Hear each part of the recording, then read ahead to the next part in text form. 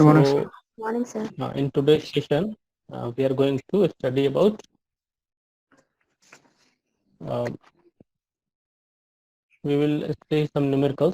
ठीक है, कैलकुलेटर वगैरह लेके बैठे हैं तो जी बीओडी सर। कैसे कैलकुलेट करना है वो निकालें कि हम लोग 5 डे बीओडी या किसी भी डे पे मतलब at any time T if you want to calculate BOD then you can calculate. जैसा कि हमने पिछले सेशन में we have derived a formula, ठीक है, मैथमेटिकल एक्सप्रेशन निकाला था हमने बीओडी के लिए। तो ऑन दैट बेसिस हम लोग क्या कर सकते हैं, सिर्फ टाइम को पुट करना है, टेम्परेचर का ध्यान रखना है और फिर हमको कैलकुलेट कर लेंगे। तो किसी भी टेम्परेचर पे किसी भी टाइम पे हम लोग कैलकुलेट कर सकते हैं if we have some given data. तो वो चीज़ हो सकता है। तो इसमें मानिए हमारे आपके सिलेबस में उतना ज़्यादा डीप नहीं है, बट आपको एटलीस्ट जानना चाहिए, ठीक है, कि हम लोग बीओडी किसी भी टाइम पे किसी भी समय निकाल सकें अगर सीवेज का कुछ हमें वैल्यूज दिया हुआ है, कुछ सर्टन उसमें जो डेटा चाहिए वो गिवन है। तो उसके अलावा हम लोग जो डिकम्पोजिशन के बारे में पढ़ेंगे, ठीक है, कि डिकम्पोजिशन प्रोसेस कितने तरह से हो सकता है इसमें, क्योंकि वो भी आपको पूछेगा कि एनारोबिक और एरोबिक प्रोसेस क्या है, इस पे क्वेश्चन आता है।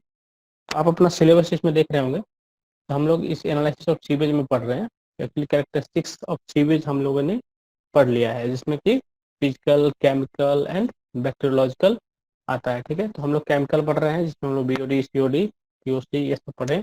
उसके अलावा अदर केमिकल्स भी पढ़ लिए हैं। तो आज हम लोगों को बस बीओडी से ही थोड़ा सा और इसमें जानना है कुछ। उसके बाद इसमें हम लोग बैक्टीरियोलॉजिकल जो इम्प्योरिटीज है, जो कैरेक्टरिस्टिक्स है, जो पैरामीटर्स, उसके बारे में थोड़ा देखेंगे। और फिर हम लोग जो बायोलॉजिकल डिकम्पोजिशन है उसके बारे में देखेंगे, ठीक है। उसके बाद आपका मतलब आज के बाद आपका एनालिसिस ऑफ सीवेज खत्म हो जाएगा इस सेशन के बाद। तो चलिए, वहाँ तक हम लोगों ने देखा है। तो हम लोग देखिए यहाँ तक हम लोग इस इक्वेशन तक हम लोग आ चुके थे। BOD at any time T, ठीक है, विल बी आपका यही फॉर्मूला जो था कि हम लोग निकाल सकते हैं। सबको क्लियर ये फॉर्मूला? सर, सब टर्म पता है आपको? एल नॉट क्या हो गया? एल नॉट क्या यहाँ पे बताइए? जो शुरुआत में रहता है सर, इनिशियल में शुरुआत में जो अमाउंट रहता है उसकी अल्टीमेट वो डिमांड हो गया उसका। जी सर, अल्टीमेट है। हाँ, तो बाद में अल्टीमेट डिमांड बनेगा। टाइम मतलब टाइम कहेगा जब कि ये zero amount of organic time matter है। इनफाइनाइट हो जाएगा सर। ये क्या है? पहले टाइम इनिशियल जीरो रहेगा amount of organic matter present in sewage, वो है, ठीक है। यस और इसको जब आप सॉल्व कीजिएगा कि अगर हम टी को इन्फिनाइट कर दें, समझे, तो हमारा अल्टीमेट वीओडी निकल के आएगा और that will be equal to इस value of this L naught. मतलब वो डिमांड बन गया उसके बाद। ये लेकिन है क्या? ऑर्गेनिक मैटर है और इसको हम लोग ऑक्सीजन के इक्विवेलेंट मान रहे हैं कि जितना ज़्यादा ऑर्गेनिक मैटर है उसको हम लोग ऑक्सीजन के इक्विवेलेंट मान रहे हैं, उतना हमको ऑक्सीजन जरूरत पड़ेगा, इस तरह से लास्ट में बोल रहे हैं। तो आपको बेसिकली ये फॉर्मूला याद रखना है, ठीक है। BOD at any time T will be L naught into one minus ten to power minus K D into T. K D क्या है यहाँ पे? डी ऑक्सीजनेशन कांस्टेंट है, ठीक है। Yes sir. हाँ, तो इसका वैल्यू आपको क्या होगा, गिवन रहेगा सर्टेन जो भी वेस्ट वाटर है जहाँ से निकला सोर्स पे डिपेंड करता है, तो उसका दिया रहेगा। तो हमने ये सब चीज़ें देख ली थी। फिर के डी जो है किसी भी टेम्परेचर पर निकालने के लिए आप इस फॉर्मूले का यूज कर सकते हैं।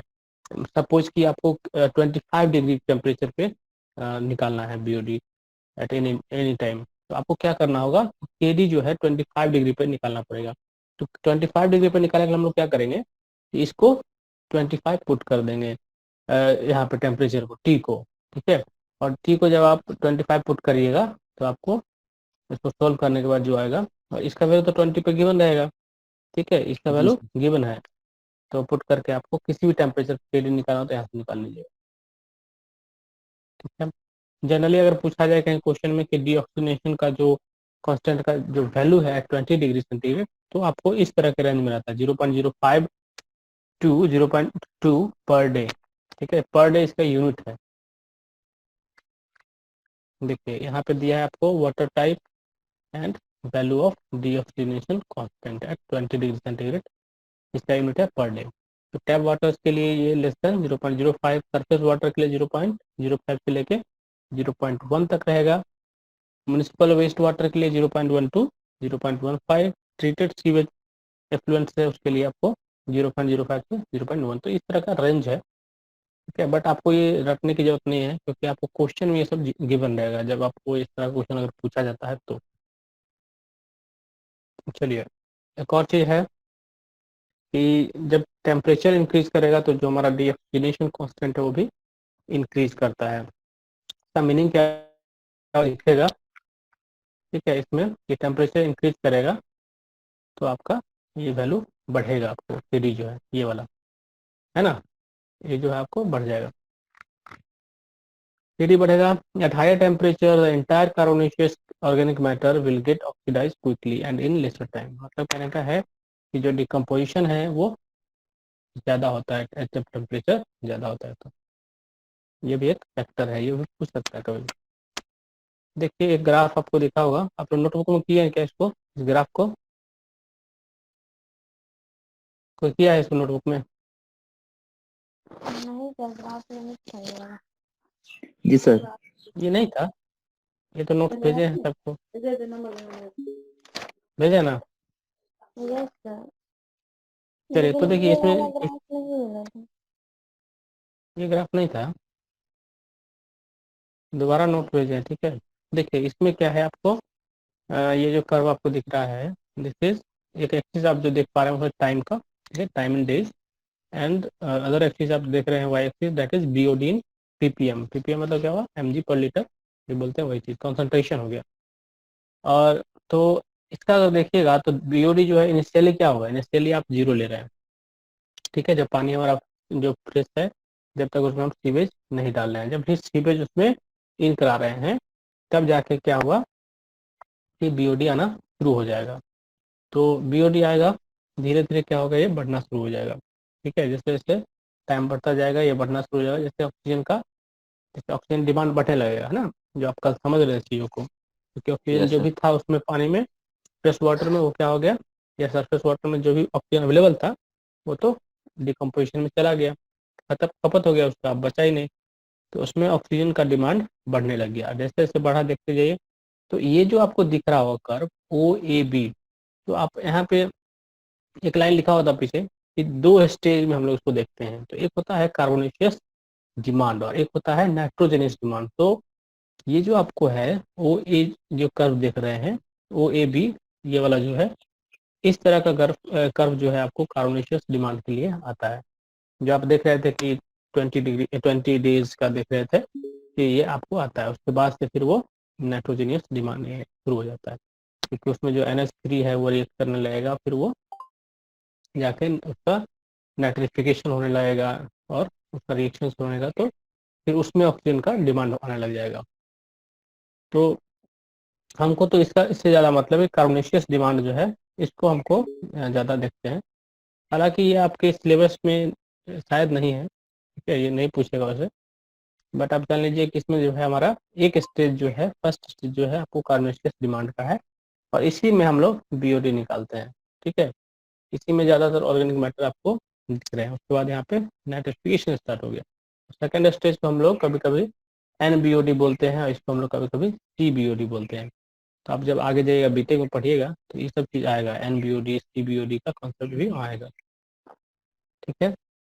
तो जो ये OAC दिख रहा है that is the combined curve, ठीक है, ऑफ बोथ, ठीक है, दोनों का कंबाइंड कर्व है, तो ये बोल सकते हैं बीओडी कर्व हो गया। तो इसमें क्या है, आप देखिए सर्टेन टाइम यहाँ जाने के बाद देखिए जब नाइट्रिफिकेशन स्टार्ट हुआ तो फिर ये इंक्रीज कर गया, ठीक है। कैसे सडनली ये कितना इंक्रीज कर गया, क्योंकि ऑक्सीजन डिमांड जो है फिर इसके लिए होने लग गया, इस काम के लिए। तो जो बायोलॉजिकल डिकम्पोजिशन है उसके लिए जो डिमांड था ये था, उसके बाद का जो डिमांड बढ़ा वो इसके लिए था, ठीक है। तो इस कर्व को बस थोड़ा जान लेना है कि हाँ कुछ NBOD और CBOD भी चीज़ है, बस इतना ब्रीफली जानिए इसको, ठीक है। चलिए एक और चीज़, अब एक और लाइन देखिए, कहीं ऑब्जेक्टिव में पूछ सकता है कि वैल्यूज ऑफ 5 days BOD, ठीक है, फॉर म्युनिसिपल सीवेज या waste water is generally 100 to 500 mg पर लीटर, इसके बीच में आपको मिलेगा सीवेज में। 100 से 500 mg पर लीटर। ये आपका एट 20 डिग्री सेंटीग्रेड की बात कर रहे हैं। एक और यहाँ पे देखिए, जो स्ट्रेंथ की बात करें, सीवेज का स्ट्रेंथ मतलब किस तरह का स्ट्रेंथ है, समझे। एक सीवेज जो है जो बहुत ज़्यादा स्ट्रॉन्ग सीवेज है, ठीक है, तो उसमें जितना ज़्यादा इम्प्योरिटीज होगा उतना ज़्यादा वो उसका स्ट्रेंथ रहेगा। तो अगर देखिए यहाँ पे पैरामीटर TDS अगर 100 है, ठीक है, जो वोलेटाइल सॉलिड होता है VSS जिसको बोलते हैं, वोलेटाइल सस्पेंडेड सॉलिड 75 है, BOD 100 है, COD 175 हुआ, TOC 100 हुआ, NH3 जो है आपका नाइट्रोजन के फॉर्म में आपका 5 है, ऑर्गेनिक नाइट्रोजन 8 है। तो ये सब जो अगर रेंज में है तो ये हमारा वीक हो गया, मतलब ये सीवेज जो है वीक है, ठीक है। इसका प्यूरिफिकेशन हम लोग आराम से कर सकते हैं। जैसे आप देखिए यहाँ क्या है, जैसे बढ़ाइए 200 हो गया, 135 हो गया, तो इस तरह से ये बढ़ गया, तो इसको हम लोग मीडियम बोल रहे हैं। लेकिन अगर ये और बढ़ के 350, ठीक है, 210, 400, 600, 400 इस तरह से रेंज हमको दिखता है, तो ये आपको बहुत ही ज़्यादा सीवेज जो हो गया स्ट्रॉन्ग हो गया, मतलब उसमें बहुत ज़्यादा ऑर्गेनिक इम्प्योरिटीज है, उसके अलावा सॉलिड इम्प्योरिटीज है, ठीक है, नाइट्रोजन है, तो बहुत ज़्यादा ये क्या हो गया आपको, वो स्ट्रॉन्ग हो गया सीवेज। तो इसको ट्रीट करने के लिए हमको बहुत ज़्यादा मेहनत करना पड़ेगा, है कि ना, है ना। तो ये आपको दिखा रहा है एक बस क्लासिफिकेशन कर दिया कि वीक सीवेज क्या होगा, मीडियम सीवेज क्या होगा और स्ट्रॉन्ग सीवेज क्या होगा, तो उसको अलग अलग कर दिया गया है। ठीक है, क्लियर है चीज़ें।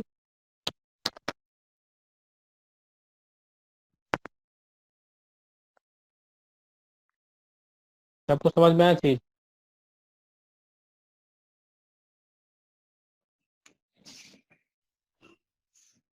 क्या निहानंदू,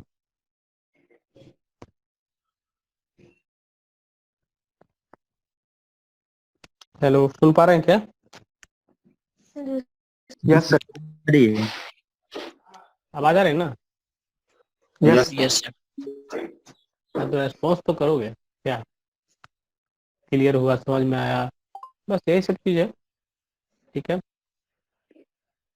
तो म्युनिसिपल सीवेज में हमारा क्या रेंज होगा BOD का? 100 से लेके 500 mg पर लीटर में रहेगा उसका range। हाँ, चलिए एक और चीज़ देखिए, कभी कभी आपको ये सब दिखेगा, BOD अल्टीमेट अपॉन COD का रेशियो। तो BOD अल्टीमेट क्या है?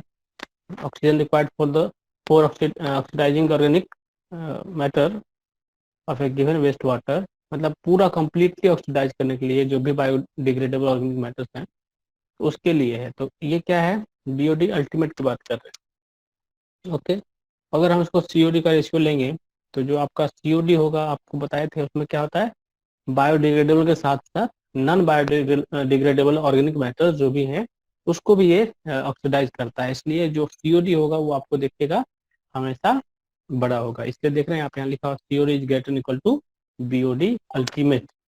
तो यहाँ पे देखिए इसका रेशियो अगर देखेंगे BOD ultimate upon COD, that would be less than equal to 1। Okay, अगर कि the waste water can be consider to be virtually fully biodegradable, तो आपको इस तरह का रेंज आएगा। अगर मान लीजिए इसमें फुल्ली बायोडिग्रेडेबल ऑर्गेनिक मैटर्स हैं तो, ओके, और उसमें नॉन बायोडिग्रेडेबल ऑर्गेनिक मैटर हैं तो उसको हम सपोज करें कि इस तरह से रेंज में होगा। तो ये सब छोटा छोटा डेटाज हैं, ठीक है। BOD 5 आप जान रहे हैं 68% ऑफ BOD अल्टीमेट है, पहले भी इसको देखा हमने। इसका रेशियो यहाँ निकल सकता है रेंज का। ओके, ये सब को आपको देखना है, सब चीज़ें तो आप SK गर्ग की बुक है उसमें पढ़िएगा।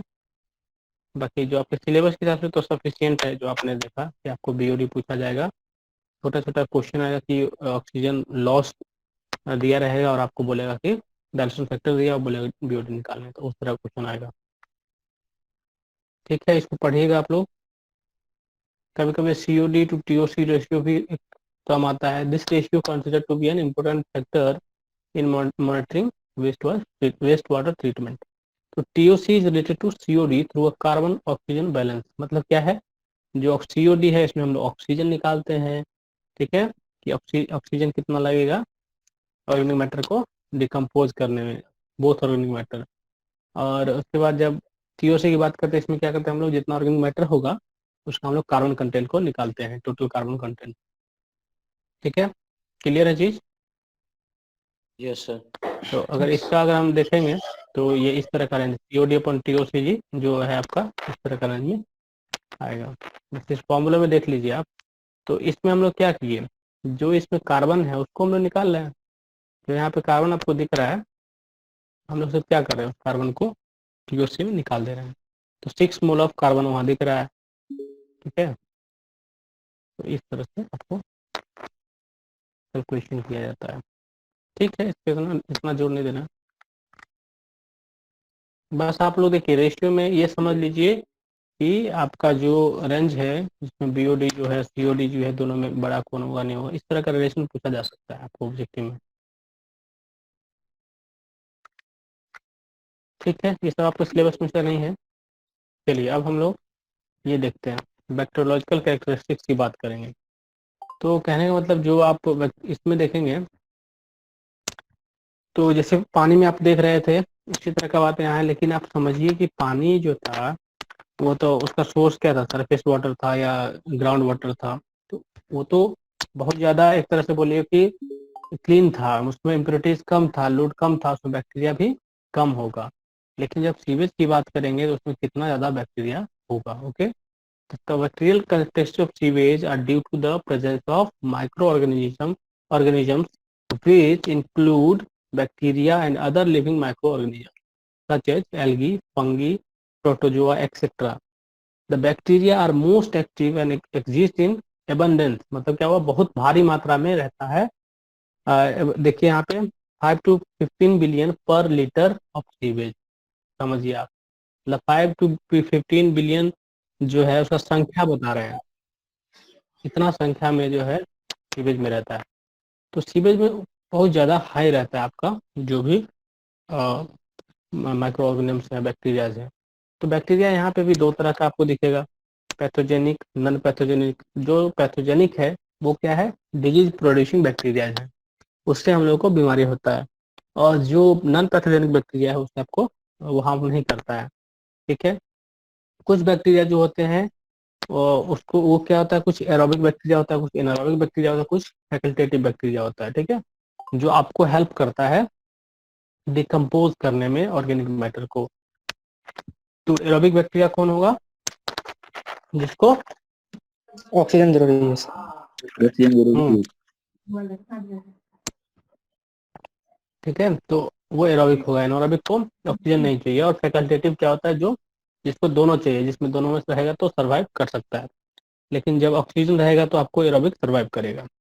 ठीक है, तो अगर हम लोग टेस्टिंग की बात करें, टेस्टिंग सीवेज का जो है बैक्टीरियल काउंट्स जो है, जो हम लोग आप एमपीएन टेस्ट, कॉलिफॉर्म टेस्ट जो आप लोग वहाँ पढ़ रहे थे, जो काउंट का, तो वो सब जो है यहाँ पे टेस्ट जो हम लोग रूटीन टेस्ट करने का कोई जरूरत नहीं है, नहीं करते हैं। जनरली हम लोग जानते हैं कि इसमें बहुत ज़्यादा ये रहेगा। ठीक है, तो इसमें क्या है, as far as testing of sewage concern, the routine bacteriological test are performed on water supply samples, are generally not performed on sewage. मतलब जो आपको वाटर सप्लाई जो सैंपल्स होता है, जो वाटर सप्लाई के लिए हम लोग पानी का प्यूरिफिकेशन करते हैं, जैसे उसका टेस्ट रूटीन वाइज करते हैं, उतना इसको हम लोग नहीं करते हैं, because of the high concentration of bacteria present in it.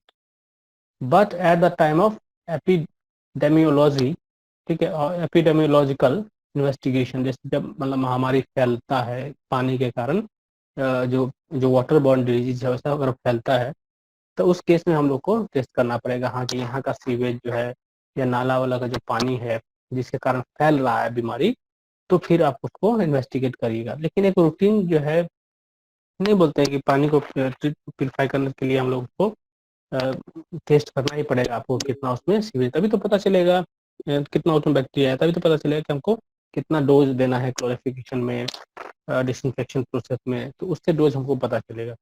लेकिन यहाँ पे क्या है कि जनरली हम लोग परफॉर्म नहीं करते हैं, क्योंकि हम लोग जान रहे हैं कि वहाँ बहुत ज़्यादा बैक्टीरियल लोड है।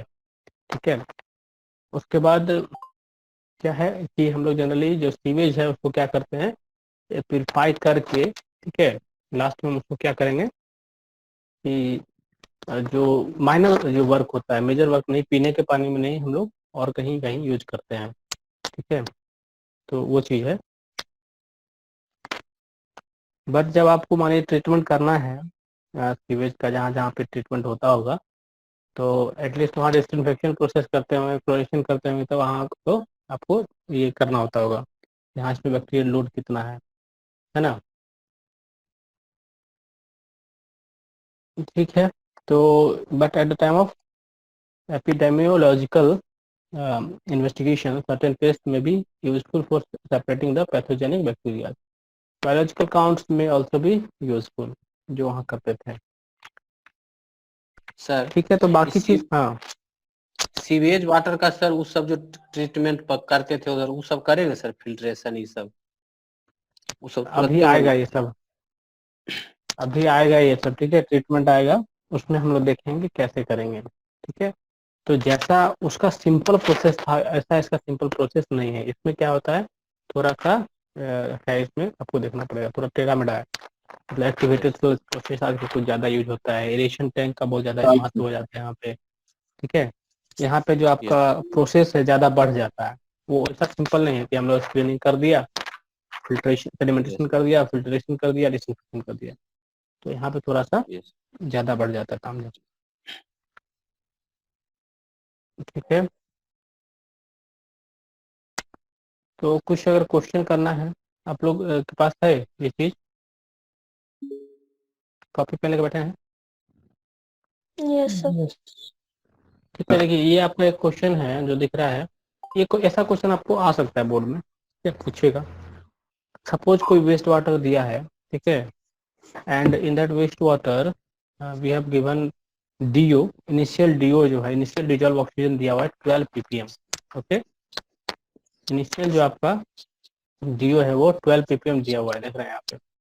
उसके बाद बोला है कि जो डीओ फाइनल है आफ्टर जो इनकबेशन पीरियड होता है 5 डे का, उसके बाद जो है ये दिया हुआ है 4.3 ppm। शुरू में 12 था, बाद में 4.3 हो गया। And 2% sewage is diluted, 2% sewage जो है डाइल्यूट हुआ है। ठीक है, तब बोल रहा है आपको बीओडी निकालने के लिए, बीओडी 5 आप निकालिए। तो हुआ क्या है, इनिशियली लोगों ने डाइल्यूशन करके निकाला हुआ जो डिजॉल्व ऑक्सीजन डाइल्यूटेड सॉल्यूशन में, दैट इज 12 ppm। उसको 5 दिन के लिए इनकबेशन किया होगा 20 डिग्री टेम्परेचर पे, और डीओ फाइनल 4.3 ppm आ गया। एंड 2% सीवेज को डाइल्यूट किया गया था इनिशियली। तो आपको पता करना है कि कितना होगा बीओडी, निकालिए। तो क्या हो जाएगा इसमें, हमको तो डीओ इनिशियल फाइनल दिया हुआ है, हम लोगों को बस डाइल्यूशन फैक्टर निकाल लेना है। तो डाइल्यूशन फैक्टर कितना हो जाएगा, सर्जिकल 2% का डाइल्यूशन है, हाँ 50 हो जाएगा।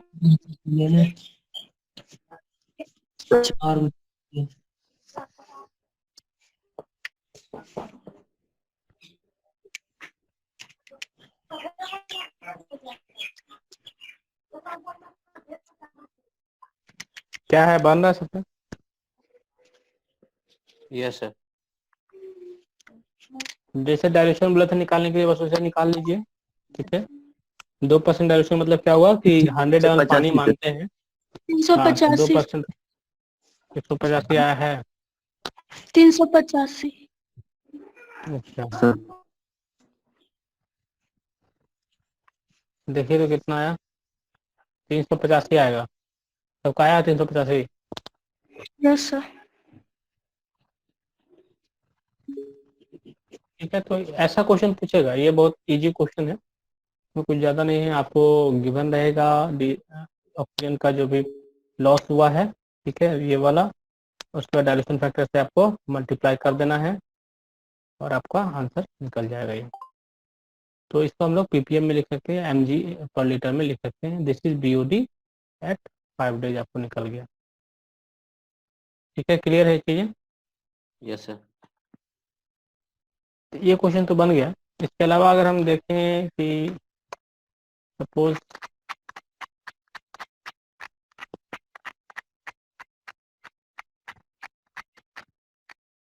चलिए अगर मान लेते हैं जो आपने इक्वेशन पढ़ा था, याद है इक्वेशन कौन सा पढ़ा था, वाई की वाला इक्वेशन। तो ये जो एक और क्वेश्चन आप देख रहे हैं यहाँ पे, इसमें क्या बोल रहा है कि हमें बीओडी जो है 5 डे पे एट 25 डिग्री सेंटीग्रेड हमको निकालना है। ओके, और आपका जो बीओडी है वो दिया हुआ है 545 ppm, मतलब 545 ppm आपको बीओडी दिया हुआ है, जो इनिशियल बीओडी है, राइट। तो इनिशियल जो सीवेज में बीओडी होगा बिफोर डिस्पोजल जो आप देख रहे हैं, दैट इज ये 545, जो आप बोलते थे एल नॉट, याद है? Not, yes sir. ठीक है, तो एल नॉट आपको दिया हुआ है। अब क्या बोल रहा है कि बीओडी 5 निकालिए एट 25 डिग्री टेम्परेचर। तो यहाँ पे अब टेम्परेचर जो है बहुत बड़ा फैक्टर है ना। टेम्परेचर जैसे चेंज Yes. हो जाएगा हमारा केडी चेंज हो जाएगा, ठीक है। यस हाँ, तो केडी चेंज हो जाएगा, तो इसलिए हमको पहले तो केडी निकालना पड़ेगा। तो केडी 20 डिग्री पे आपको दिया हुआ है, 20 डिग्री केडी दिया हुआ 0.2। तो आप लोग सबसे पहले क्या कीजिए, केडी 25 डिग्री सेंटीग्रेड पे निकालिए। तो केडी 25 डिग्री सेंटीग्रेड पे फॉर्मूला जो आपको था गिवन उससे निकालिए, तो कितना आया? 0.2516305716। 0.2516 आपको केडी जो आएगा 25 डिग्री सेंटीग्रेड पे आएगा। ओके, तो बाकी फॉर्मूला इजी है, 0.2 इसको पुट करना है, 1.047 को ऊपर 25 माइनस 20 कर देना, मतलब 5 हो जाएगा, इसको पावर 5 हो गया, सोल्व करिए, ये आएगा। तब कहा गया ये चीज, यस सर। Yes sir. ठीक उसके है। बाद बाय 5। अब आप क्या कीजिए, जो वाई टी है मतलब 5 डे, तो इसको 5 फुट कीजिए, बीओडी 5 निकालना है, इसको 5 फुट कर दिया, इनिशियल आपको दिया हुआ है, केडी का वैल्यू आप निकाल चुके हैं, फुट करके आप निकालिए, आपका बीओडी 5 निकल गया है 25 डिग्री सेंटीग्रेड। तब कैलकुलेट कीजिए अभी आप लोग।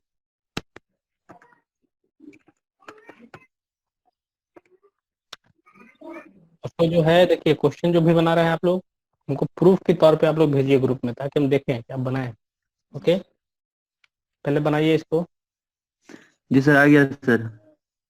कितना आया? 514.911।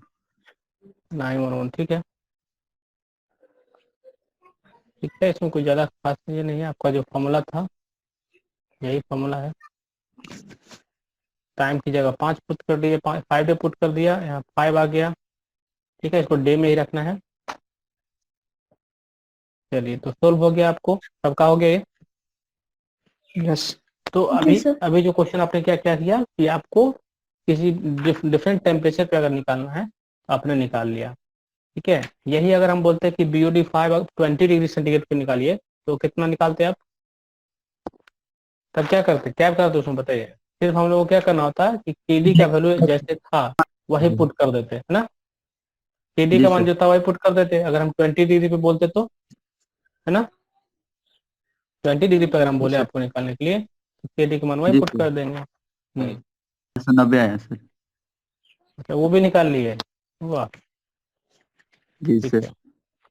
अब आइए, अब हम लोग को एक क्वेश्चन फिर आया कि बीओडी 5 जो है एट 20 डिग्री सेंटीग्रेड गिवन है, दैट इज 200 ppm आपको दिया हुआ है। क्वेश्चन पूछ रहा है कि हमारा अल्टीमेट बीओडी क्या होगा, और दिया है केडी 20 डिग्री सेंटीग्रेड दिया 0.21। तो अल्टीमेट बीओडी आप निकालिए, और निकालेंगे।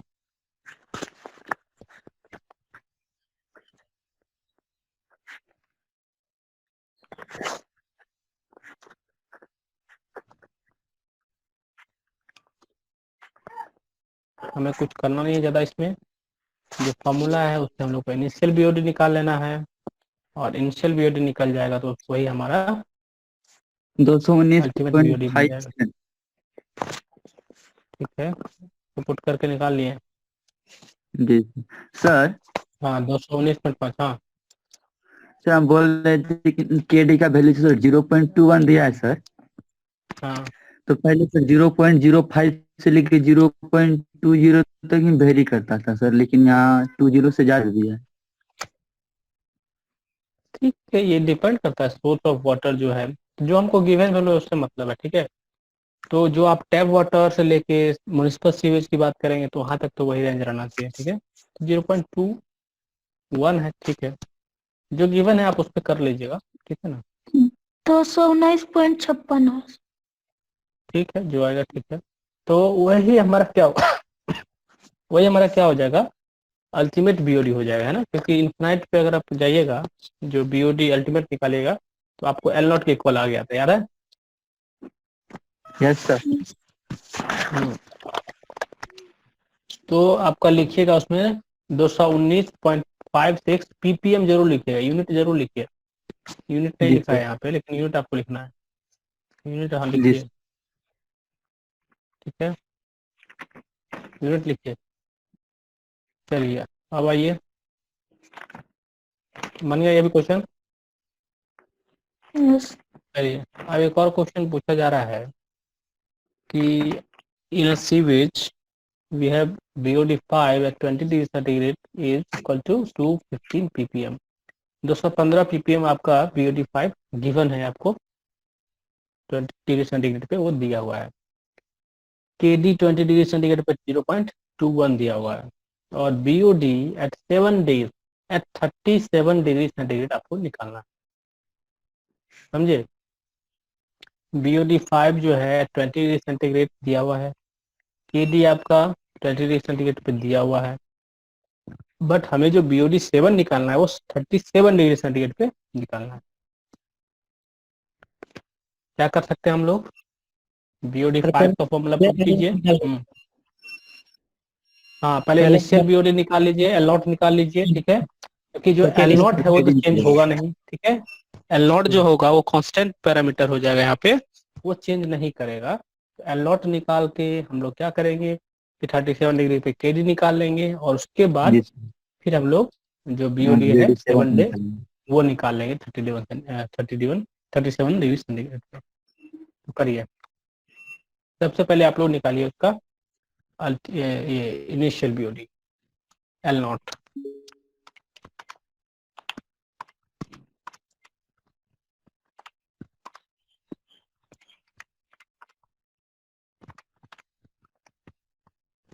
दो सौ 236.036।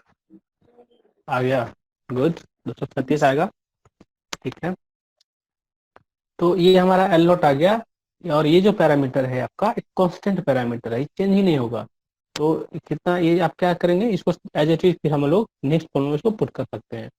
तो एल नॉट हमारा निकल गया, अब हम लोग क्या करना है, केडी पता करना पड़ेगा कि 37 डिग्री सेंटीग्रेड पे क्या होगा। तो केडी निकाल लीजिए अब। केडी निकल जाएगा तो हमारा क्वेश्चन बन जाएगा।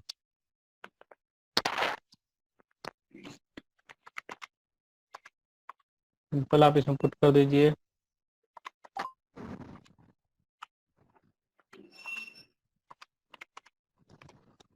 0.46 सर। 0.4584। ठीक है, ये आपका केडी निकल गया।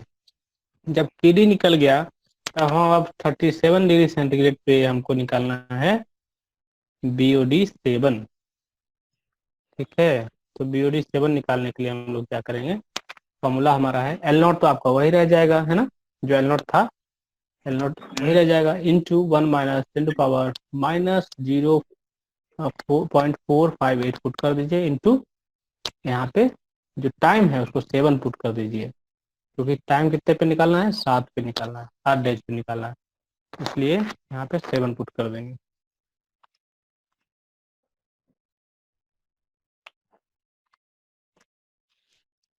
235.88। ठीक है, 235.88 आया, उतना PPM लिख दो उसको, उतना PPM उसमें सीवेज होगा।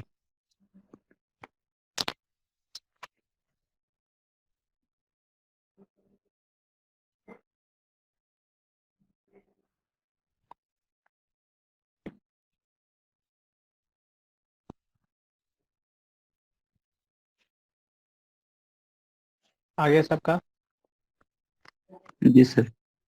सर। ओके, ठीक है, तो चलिए ये ठीक है। ठीक है, एक और क्वेश्चन हम लोग करेंगे।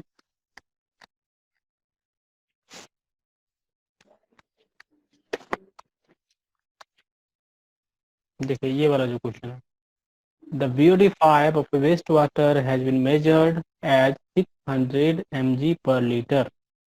ठीक है,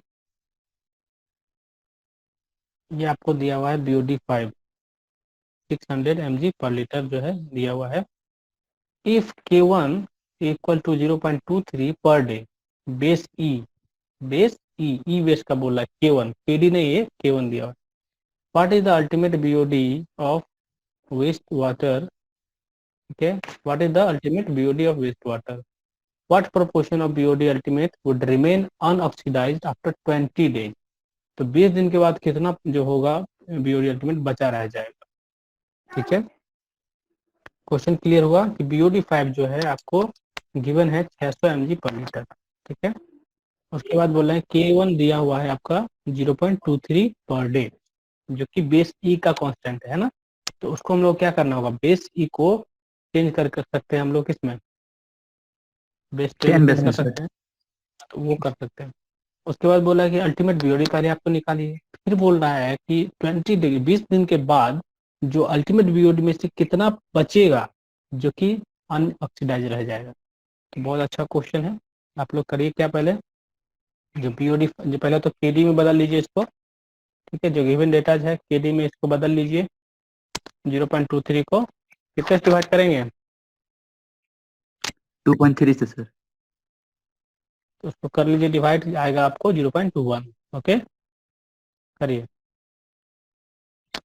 और BOD5 आपको गिवन है, हम लोग L नॉट निकाल लेंगे सिंपल.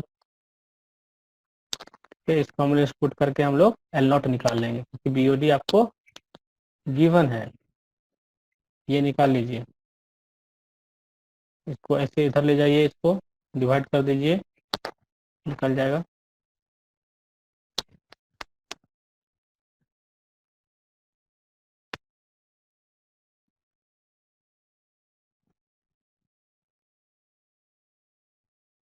जी सर, 877.485. आ गया. यस. Yes. ठीक है, 877.48 जो है ये क्या आया, इनिशियल BOD आपको आ गया, L नॉट आ गया. जी अब सर. क्या है कि अगर हम एक और बात बोले कि अल्टीमेट BOD की बात करें, तो ये क्या होगा, ultimate BOD equal to L naught. Ultimate BOD हमारा सेम हो गया कि अल्टीमेट BOD हमने बोल दिया 877.48 जो आप निकाले वो आपका अल्टीमेट BOD हो गया. तो आपका एक यहाँ पे आंसर निकल गया, एक आंसर निकल गया इस क्वेश्चन का, क्योंकि अल्टीमेट BOD हमने निकाल लिया. अब आप सोचिए कि हमें पूछा ये जा रहा है कि 20 दिन के बाद 20 दिन के बाद BOD कितना बचेगा. तो 20 दिन के बाद कितना बचेगा वो निकालने के लिए हम लोग को क्या करना होगा. तो 20 दिन के बाद हम लोग निकाल लेते हैं पहले निकाल BOD. के उसमें घटा देंगे. हाँ बिल्कुल, BOD पहले 20 दिन का आप निकालिए. तो 20 दिन का BOD निकालना है तो 20 डेज खाली पुट कर दीजिए इस फॉर्मूले में. करिए निकालिए, तो इसको BOD 20 निकालिए. तो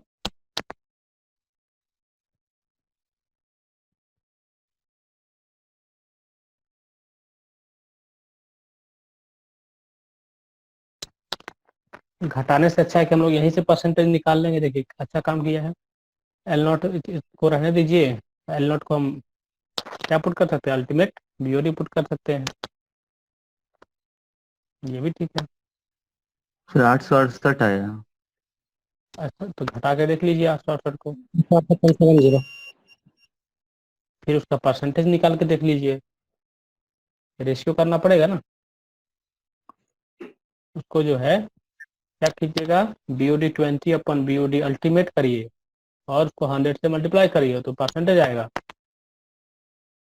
ठीक है, BOD 20 जो निकला अपॉन जो BOD आपका अल्टीमेट है, इसका रेशियो निकाले तो कितना आया, इंटू 100 करिए, 99% आ रहा है.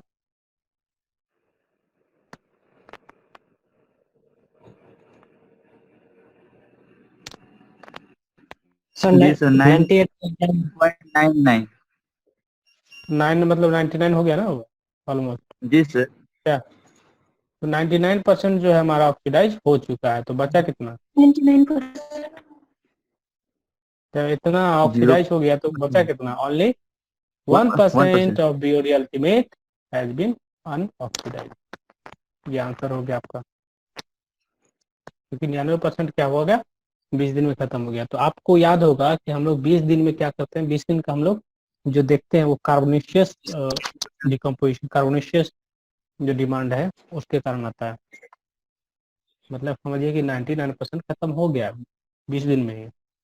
बाकी जो डिमांड आ रहा है वो किसके कारण आ रहा है, जो नाइट्रोजनियस डिमांड होगा, नाइट्रोजनियस जो आपको नाइट्रिफिकेशन हो रहा है आगे जाके, वो चीज। ठीक है, हो गया, क्लियर है यहाँ तक? Yes sir. ओके, चलिए एक नोट को लिखे, तो नोट लिखे, ये भी क्वेश्चन आएगा आपको। एक नोट लिखिए, तो नोट में क्या लिखना है कि suppose there is a river, ठीक है, क्या है, एक रिवर है, ओके, ठीक है। और उसके बाद मान लीजिए जो हमारा रिवर में जो कंसंट्रेशन है सी आर है, किसी भी चीज का कंसंट्रेशन जो है सी आर है, ठीक है। रिवर का जो कंसंट्रेशन को बोले सी आर, मतलब कंसंट्रेशन ऑफ रिवर। उसके बाद जो है क्यू आर क्या है, उसका डिस्चार्ज है, रिवर का डिस्चार्ज है। तो सपोज उसमें हम लोग सीवेज है, इस पॉइंट पे सीवेज जो है इन कराते हैं, सीवेज क्या डिस्पोज करते हैं, कोई इंडस्ट्री से, कोई सिटी से, कहीं से भी, यहाँ से क्या हुआ, रिवर के थ्रू पानी डिस्चार्ज कर दिया गया, इधर डिस्पोज कर दिया गया। जो कंसंट्रेशन ऑफ सीवेज है दैट इज सी एस, ठीक है, कंसंट्रेशन ऑफ सीवेज दिया हुआ सी एस, और डिस्चार्ज ऑफ सीवेज दिया हुआ क्यू एस। तो चार को आपको यहाँ पे पैरामीटर दिख रहा है, तो सी आर दिख रहा है, क्यू आर दिख रहा है, सी एस दिख रहा है, क्यू एस दिख रहा है। तो फाइनली कंसंट्रेशन इस पानी में क्या हो जाएगा, यही हमारा क्वेश्चन है, यही हमारा अगर निकालना होगा, ठीक है।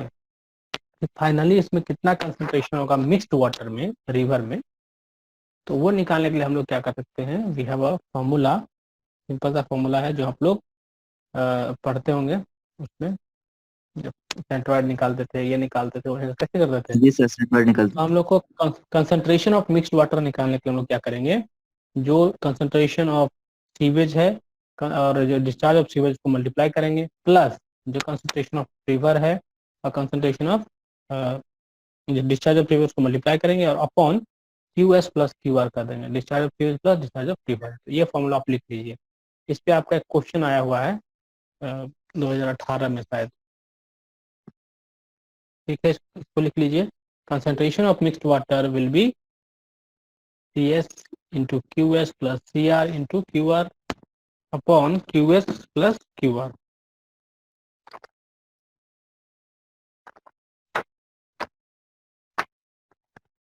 सर सी क्या बोले?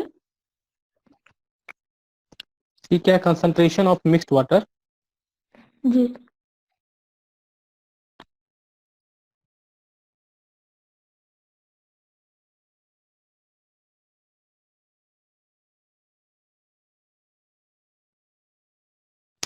तो जो भी यहाँ पे कंसंट्रेशन लिख रहे हैं, मान लीजिए आपको कोई कंसंट्रेशन दे दे कि जो BOD है, जो सीवेज का BOD है, उसका कंसंट्रेशन 100 है, 200 है, ठीक है, ऐसे दे दिया। और रिवर में बता देगा आपको कि रिवर जो है उसमें जो कंसंट्रेशन है BOD का, वो जो है बहुत कम है, मतलब 5 mg पर लीटर है, ओके। तो आपको दोनों का कंसंट्रेशन तो जो भी कंसंट्रेशन यहाँ बात कर रहे हैं किसका कर रहे हैं, उसमें कुछ इम्प्योरिटीज होगा, उसका हम लोग बात कर रहे हैं। बट हम लोग यहाँ पे जनरलाइज फॉर्म में लिख लिए हैं, concentration of waste material in river, concentration of waste in sewage, कोई भी इम्प्योरिटीज, कोई भी एक पैरामीटर की बात करेंगे, सब पैरामीटर की बात नहीं कर रहे हैं, समझ रहे हैं कुछ चीज को। तो जो यहाँ पे आप समझ रहे हैं कि जो CS है या QS है, तो डेट इज क्या है, वो आपको कोई एक कॉमन पैरामीटर नहीं है। अगर इसको लिखना है तो आप लिख लीजिए, एक क्वेश्चन मैं बता देता हूँ इस पे आपको।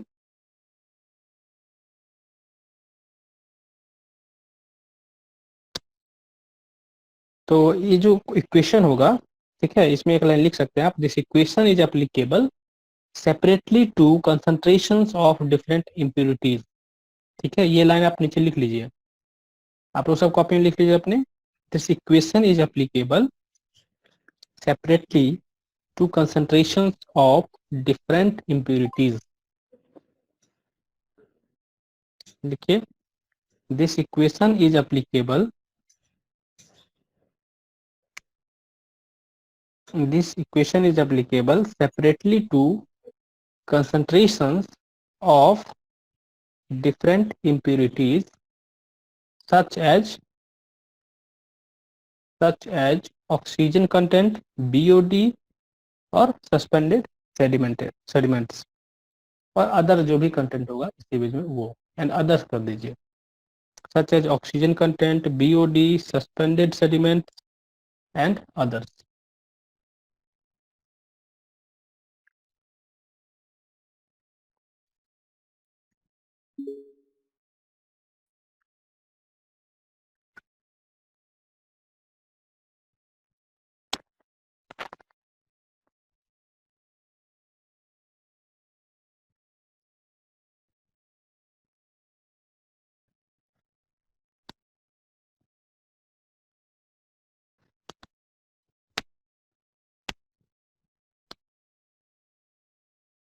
ठीक है, हो गया सबका। सर ऑक्सीजन कंटेंट के बाद क्या बोले सर? ऑक्सीजन कंटेंट BOD, ठीक है, ऑक्सीजन कंटेंट के बाद BOD, सस्पेंडेड सेडिमेंट्स कर दीजिए, सस्पेंडेड सॉलिड्स बोल सकते हो उसको, सस्पेंडेड सॉलिड्स बोलिए, सेडिमेंट्स बोलिए एंड अदर्स कर दीजिए, ETC कर दीजिए, ETC। यस सर, हो गया। तो बेसिकली प्रॉब्लम ये दिक्कत देखिए यहाँ पे हो क्या रहा है कि यहाँ जो है जो वाटर का सेल्फ प्यूरिफिकेशन है वो यहाँ पे आपको दिख रहा होगा कि जो मिक्स्ड वाटर है उसमें कंसंट्रेशन जो है चेंज तो हुआ, लेकिन जो कंसंट्रेशन चेंज हुआ बट जो भी चीज आ रहा है इसमें जो वाटर में क्या जो ऑक्सीजन प्रेजेंट है उसको डिकम्पोज करेगा। तो ये एक्चुअली जो सेल्फ प्यूरिफिकेशन ऑफ वाटर यही है। जैसे अभी आप न्यूज में देख रहे होंगे या आशुतोष का मैंने स्टेटस देखा था, लगाया था कि गंगा का पानी जो है प्यूरिफाई हो रहा है, मतलब फ्रेश हो रहा है, क्लीन हो रहा है। तो उसका रीजन क्या है बेसिक पीछे कि जो अभी सेल्फ प्यूरिफिकेशन ऑफ वाटर है वो काम कर रहा है, उसमें अभी कोई एक्स्ट्रा डिस्पोजल नहीं हो रहा है सीवेज का, है ना, तो उसमें सीवेज कोई एक्स्ट्रा नहीं आ रहा है। तो इसमें क्या हो रहा है कि उसका सेल्फ प्यूरिफिकेशन ज़्यादा हो रहा है, ऑक्सीजन उसमें है, ठीक है, जो एटमॉस्फेरिक ऑक्सीजन है वो उसमें जाता है, तो वो क्या है उसमें ऑक्सीजन का मात्रा भी बना हुआ है, वो डिकम्पोज कर रहा है ऑर्गेनिक जो भी उसमें इम्प्योरिटीज है सीवेज से जो आता है। तो उससे अब क्या हो रहा है, प्योर हो रहा है पानी अब, है ना, धीरे धीरे क्या हो रहा है, प्योर होते जा रहा है, प्योर होते जा रहा है। तो वो चीज क्यों प्योर हो रहा है, क्योंकि वहाँ पे ऑक्सीजन अभी डिमांड घट गया, अब ऑक्सीजन BOD वहाँ कोई नहीं है, अब कोई ऑक्सीजन डिमांड नहीं बना हुआ वहाँ पे, ऑक्सीजन बहुत मात्रा में प्रेजेंट हो गया है। तो पानी में जब तक ऑक्सीजन रहेगा तो पानी प्यूरिफाई रहेगा, जैसे ऑक्सीजन खत्म होगा तो पानी सेप्टिक हो जाएगा, जब आप डिस्चार्ज कोई करेंगे तब। तो अब डिस्चार्ज कम हो गया इसलिए उसका सेल्फ प्यूरिफिकेशन काम कर रहा है, पानी अपने आप को खुद प्योर कर रही है, ठीक है। तो इस पे क्या है, आपका एक क्वेश्चन पूछा है आपको पिछले बार, तो इसमें आपको कंसंट्रेशन किसी भी, मान लीजिए BOD का कंसंट्रेशन यहाँ दिया हुआ रहेगा, ठीक है, और आपको पानी का भी गिवन रहेगा कि पानी में BOD जो है वो दिया रहेगा कितना है, ठीक है, डिस्चार्ज आपको दिया रहेगा सीवेज का और डिस्चार्ज आपको रिवर का दिया रहेगा, और आपसे पूछा जाएगा कि concentration of resulting mixture of water, ठीक है, तो क्या होगा। तो जैसे BOD अगर इसमें जा रहा है आपको 100 और इसका BOD 5 है, 5 mg पर लीटर अगर रिवर में है, और डिस्चार्ज मान लीजिए कुछ इसका दिया हुआ है, डिस्चार्ज इसका दिया हुआ है, तो दोनों को हम लोग को क्या करना होगा, यहाँ एक फॉर्मूले में पुट करना होगा और हमारा कंसंट्रेशन निकल जाएगा। तो इस तरह क्वेश्चन आ सकता है, ठीक है, समझ गए ये चीज। Yes sir. Yes sir. ठीक है, तो यही सब है आपका बेसिकली आपको इसमें जो एनालिसिस ऑफ सीवेज पर जो भी कैरेक्टरिस्टिक्स आप पढ़ रहे थे उसमें, और अगर न्यूमेरिकल आता है तो उसको भी आप कर सकते हैं आप, ठीक है, कोई भी आपका न्यूमेरिकल अगर BOD पे आता है तो बन जाएगा। ठीक है, अब हम लोग एक और जो लास्ट है टॉपिक इस एनालिसिस ऑफ सीवेज में वो देख लेते हैं। कंसंट्रेशन पर सर न्यूमेरिकल नहीं है? न्यूमेरिकल है, हम भेज देंगे उसको ग्रुप में आप लोगों को, यस सर, ठीक है, यस। उसका न्यूमेरिकल भेजेंगे, ठीक है। तो आइए, जब हम लोग डिकम्पोजिशन ऑफ सीवेज की बात करेंगे तो इसमें डिकम्पोजिशन ऑफ सीवेज कहने का मतलब क्या हुआ, जो ऑर्गेनिक मैटर है उसका डिकम्पोजिशन किसके कारण हो रहा है। तो जो डिकम्पोजिशन हो रहा है अभी तक तो हम यही पढ़ते आ रहे हैं कि जो डिकम्पोजिशन हो रहा है वो हो रहा है बैक्टीरिया के कारण, ठीक है। तो the organic matter which is decompose by bacteria under biological action is called the biodegradable organic matter. जो बैक्टीरिया कारण डिकम्पोज हो रहा है उसको हम लोग बोल रहे हैं बायोडिग्रेडेबल ऑर्गेनिक मैटर। तो most of the organic matter present in sewage is biodegradable and hence undergo biological decomposition. जो कि नॉन बायोडिग्रेडेबल होगा उसको बैक्टीरिया डिग्रेड नहीं कर पाएगा, डिकम्पोज नहीं कर पाएगा, राइट। तो उसके लिए हम लोग क्या है, उसके लिए कोई ऑक्सीडेंट चाहिए उसको ब्रेक करने के लिए, तो वो एक अलग मैटर है। हम लोग यहाँ पे ऑर्गेनिक मैटर का डिकम्पोजिशन देखना है।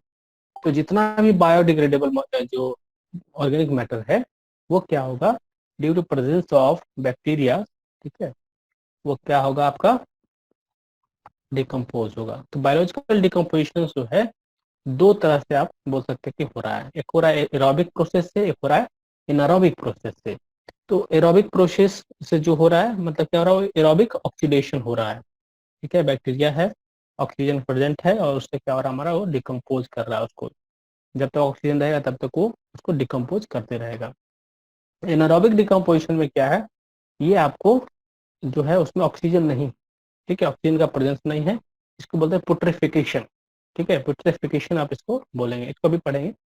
तो एरोबिक डिकम्पोजिशन पहले हम लोग आते हैं। तो एरोबिक डिकम्पोजिशन क्या है, इफ एयर और oxygen is available freely to the waste water in dissolve form then the biodegradable organic matter will undergo aerobic decomposition, ठीक है। जब हमारा पानी में ऑक्सीजन प्रेजेंट रहेगा, ठीक है, तो क्या होगा, जो बायोडिग्रेडेबल ऑर्गेनिक मैटर है उसका एरोबिक डिकम्पोजिशन होगा, okay, caused by aerobic bacteria. जो एरोबिक बैक्टीरिया है उसके कारण होगा, as well as by facultative bacteria, ठीक है, ऑपरेटिंग एरोबिकली। मतलब अगर फैकल्टेटिव बैक्टीरिया क्या होता है कि वो दोनों तरह से काम कर सकता है, मतलब दोनों चीज में वो सर्वाइव कर सकता है। और बैक्टीरिया जब तक सर्वाइव करेगा तब तक वो डिकम्पोजिशन करता रहेगा। तो जो फैकल्टेटिव होता है उसमें वो ऑक्सीजन के प्रेजेंस में सर्वाइव कर जाता है और ऑक्सीजन के एब्सेंस में भी सर्वाइव कर जाता है। तो फैकल्टेटिव बैक्टीरिया है, अगर एरोबिकली काम करेगा तो वो एरोबिक डिकम्पोजिशन में भाग लेगा, ओके। तो जो भी एरोबिक डिकम्पोजिशन होता है उसमें आपको इस तरह का देखिए चीज निकलेगा, जो एंड प्रोडक्ट्स जो निकलेगा, जो कार्बोनेशियस ऑर्गेनिक मैटर को डिकम्पोज होगा जब एरोबिकली, तो आपका CO2 निकलेगा, H2O निकलेगा और एनर्जी बनेगा। एनर्जी मतलब जो भी अदर फॉर्म में आपका ऑर्गेनिक्स आएगा, ठीक है। अगर हम नाइट्रोजनियस मैटर को ऑक्सीडेशन होगा उसका एरोबिकली तो नाइट्रेट बनेगा, NH3 गैस बनेगा प्लस एनर्जी। सल्फरस जो ऑर्गेनिक मैटर है अगर उसका बनेगा ऑक्सीडेशन होगा उससे आपको सल्फेट बनेगा प्लस अदर एनर्जी। तो आपको ये क्वेश्चन ऑब्जेक्टिव में आएगा, ठीक है, ये बहुत इंपॉर्टेंट क्वेश्चन होता है कि जो फाइनल एंड प्रोडक्ट है एरोबिक डिकम्पोजिशन में क्या होगा।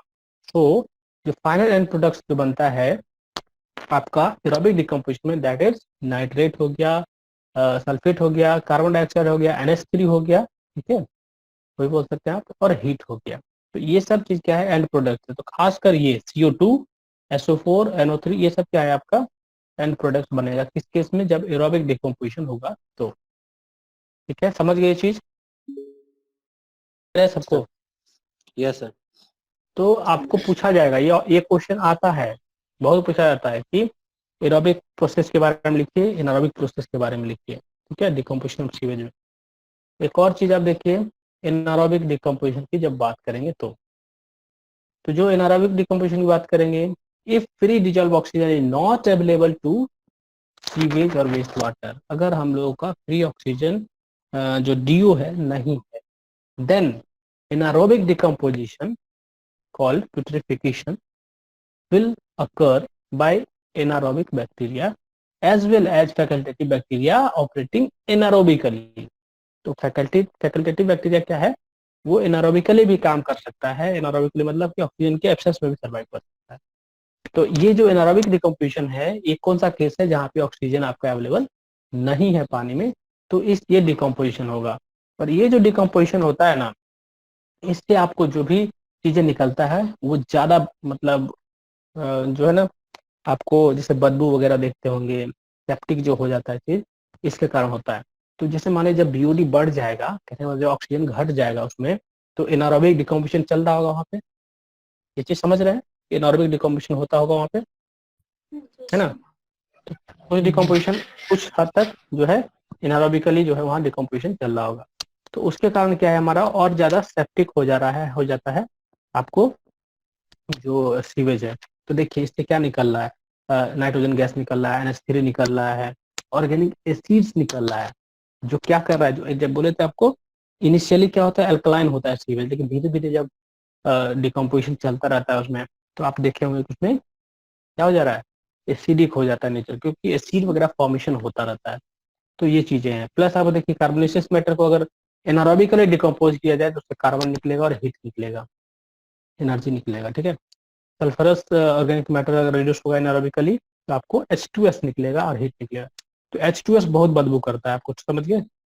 तो ये सब क्या है, आपको जो स्मेल जो आप देखते, ऑर्डर जो देखते हैं सीवेज का, और वो सब बहुत ये होता है। अगर मान लीजिए आप सीवेज कभी भी अगर आप फील करते होंगे, कभी भी आप ये जो आप घर में कंपाउंड में कहीं पे भी नाला वगैरह कभी साफ करते होंगे, तो उसका कितना गंध जो रहता है, कितना आपको ये करता है, मतलब आप तुरंत ये हो जाइएगा, पूरा आपका जो होता है ना मूड, जो सांस में चला जाए, इनहेल कर जाएगा, तो आपका पूरा ये खराब हो जाएगा, ठीक है, उस समय। तो ये चीज होता है, जब आप ये जो इस तरह गंध वगैरह जो आपके अंदर जाएगा, तो आप उसको बेयर नहीं कर पाइएगा, ठीक है। तो ये चीजें हैं। उसके बाद अगर कि ऑर्गेनिक एसिड्स को फिर हम लोग ये एनारोबिकली इसमें क्या होता है, आपका डिकम्पोजिशन हो जाता है, जो एसिड्स बना, और इससे क्या हो जाएगा, CH4 गैस वगैरह बनेगा। तो ये सब भी जो है आपका एंड प्रोडक्ट लास्ट में बनता है जब एनारोबिक प्रोसेस से होगा। लेकिन जो भी चीज़ यहाँ बन रहा है ना, ये सब चीज़ क्या है, जो जो आप स्मेल वगैरह देखते हैं उस समय ये कर रहा है। और गैसेस वगैरह जो निकलता है, देख रहे हैं ज़्यादातर गैस यहाँ निकल रहा होगा, नाइट्रोजन, NH3, कार्बन डाइऑक्साइड भी निकलता है, H2S जो है वो निकलता है, CH4 CO2, इस तरह से। तो जो फाइनल एंड प्रोडक्ट्स अगर हमारा एनारोबिक कंडीशन में बोलेंगे, एनारोबिक प्रोसेस में बोलेंगे, तो आप ये सब लिखिएगा, NH3, CO2, CH4, H2S, humus, heat. Humus क्या हो गया, ह्यूमस जो एनर्जी बनता है ना, जो हीट एनर्जी बोल रहे हैं, एनर्जी बोल रहे हैं, तो ये क्या है, मेन्यूर वगैरह भी बनता है। मतलब जब आप सीवेज जो है सूख गया, पूरा डिकम्पोज हो गया, तो वो खाद की तरह भी कभी कभी यूज करते होंगे, जी आपको देखे होंगे सभी। तो वो चीज भी होता है क्योंकि वहाँ पे ऑक्सीजन का कमी है, और एनारोबिकली वो डिकम्पोज होके मैन्योर और ह्यूमस बनाने का तरीका है। तो एक ह्यूमस भी एक बाय प्रोडक्ट बनता है जब एनारोबिक डिकम्पोजिशन होगा, तो ठीक है। तो ये चीजें हैं। तो सीवेज में आपको दोनों तरह का प्रोसेस दिखता है, जब तक ऑक्सीजन है आपको प्रोसेस दिखेगा, जब तक ऑक्सीजन नहीं है तो इस तरह का प्रोसेस दिखेगा। प्लस डिमांड एक बना रहेगा, ठीक है, डिमांड एक बना रहेगा ऑक्सीजन का, क्योंकि ऑर्गेनिक मैटर बहुत मात्रा में रहेगा तो डिमांड बना रहेगा।